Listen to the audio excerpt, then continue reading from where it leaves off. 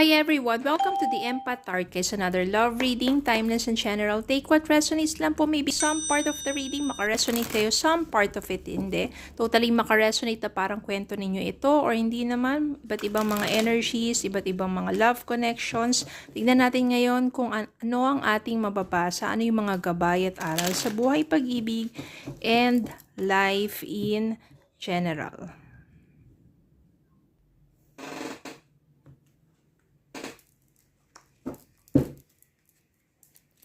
Spirit guys, send me messages on love connections ito, lessons in life and guidance ang nais yung ipabati sa amin, mga aral at gabay sa buhay, pag-ibig. Spirit guys, send me messages. Anong love connections ito? Tungkol ba ito sa person nila? Magbabalik ba ito? New person ba ito? Ano pa bang magiging kaganapan? Tingnan natin. Okay, more messages, spirit guide. Love connections ito, mga gabay at aral sa buhay, pag-ibig.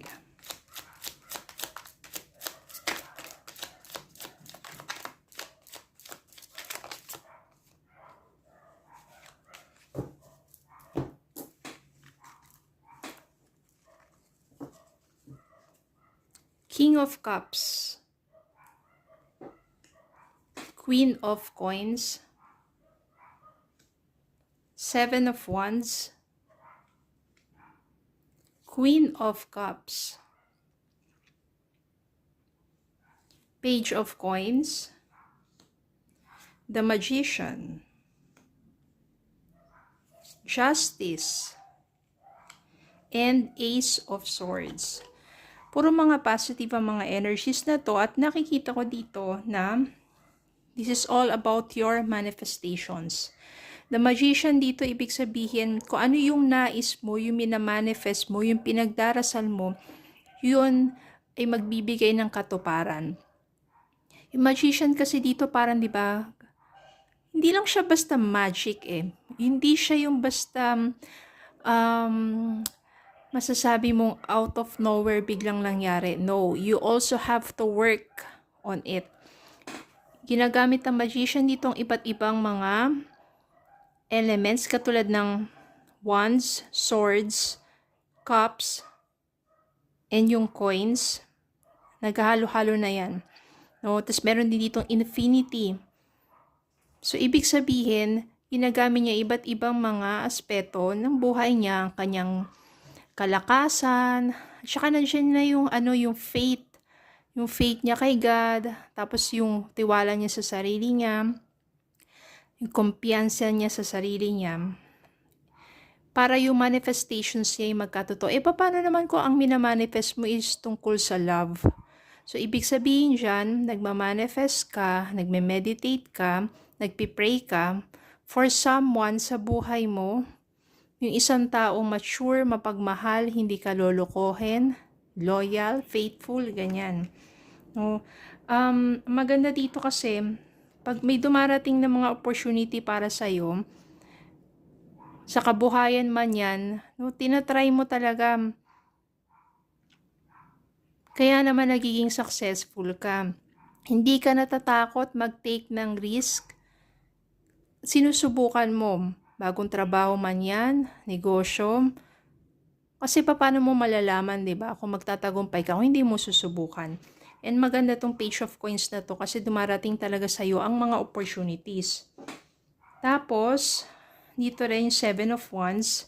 Seven of Wands, ito, laban ka lang ng laban sa buhay. Kahit sabihin mong nabigo ka before, no, nabigo ka sa negosyo, sa trabaho, nabigo ka dun sa mga pagkamit ng pangarap mo, nabigo ka sa pag-ibig, laban lang sa buhay. Seven of Wands dito. Patuloy ka lang na sabihin natin nakikipagdigma, sa buhay. Patuloy na lumalaban sa buhay. Pursuing your dreams. Maganda dito, Ace of Swords.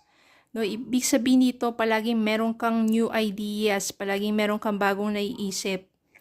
At nagkakaroon ka ng clarity in mind. Kung ano talaga yung gusto mong gawin sa buhay mo, nagiging clear para sa'yo ang mga bagay-bagay.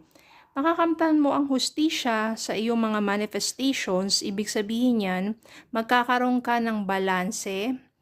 Sabihin natin balanse sa pag-handle ng oras mo, panahon mo, sa love, and sa hanap buhay o sa iba pang priorities mo. At the same time, yung justice dito, ibig sabihin magkakaroon ka ng isang relasyon na kung saan tama yung pagtrato sa'yo.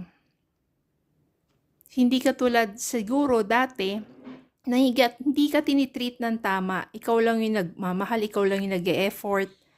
No, hindi balanse. Dapat kasi balance yan eh. Hindi pwedeng palaging ikaw na lang ang nagmamahal lang. Tapos yung other person ay wala. Walang effort, walang pagmamahal.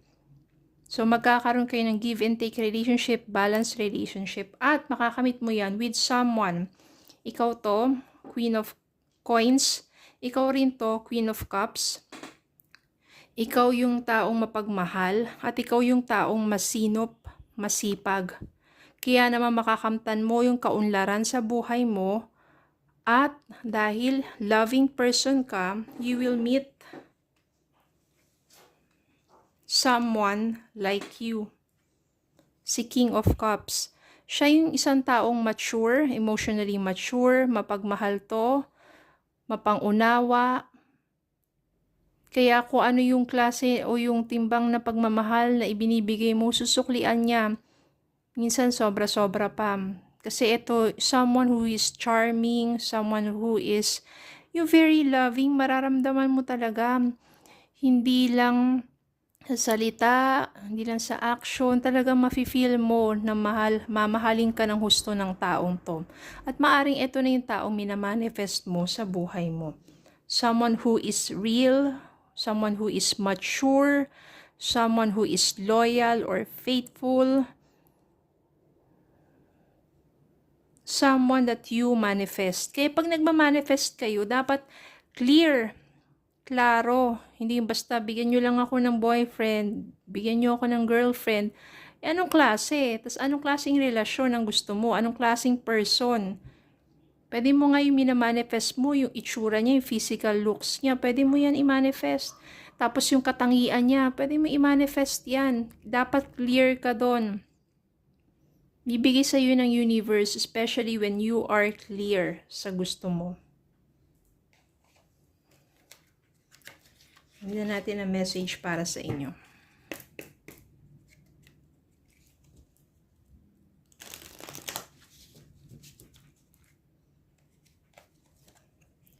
Gratitude. You need to be grateful for the love already present in your life to attract more of it. Ibig sabihin yan, nandiyan ka, be grateful sa family mo, sa friends mo, sa mga tao na sa paligid mo na nagmamahal sa'yo. Be grateful so that you attract more love and you will attract also yung loving person sa buhay mo. Yung thoughtful, yung faithful. So be grateful. Andiyan lang sa pamilya mo na lang, sa mga kaibigan mo, mga totoong kaibigan mo. Be grateful that you are surrounded with love. Huwag palaging puot, huwag palaging sama ng loob ang ipairalin. Yung mga pain na yan, sama ng loob sa nakaraang person mo, sa ex mo, sa anumang ginawa sa'yo, sobrang tindi ng panlulokong ginawa sa'yo, ginamit ka, pinagpalit ka, paubaya mo na kay God yan, paubaya mo na kay universe yan, bahala na sila. Kung hindi mo pa sila kayang patawarin sa ngayon, at least mag-focus ka na lang sa sarili mo. One day, matututunan mo na mapatawad din sila, makakalaya ka na sa nakaraan. And just be grateful. Darating sa'yo ang tunay na love. Have faith. Okay? So, yun lang po. Maraming salamat po for watching. Please don't forget to like, share, comment, subscribe, follow me Facebook and YouTube. Have a good day po and God bless.